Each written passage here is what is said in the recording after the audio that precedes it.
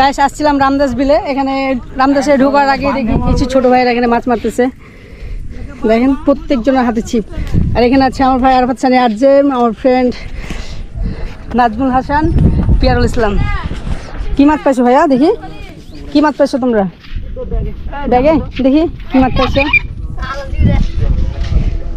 ভাইরা আসলে মাছ মারছে এখানে। কত কি হলো? তেলাপিয়ার মাছ মাত্র 2টা?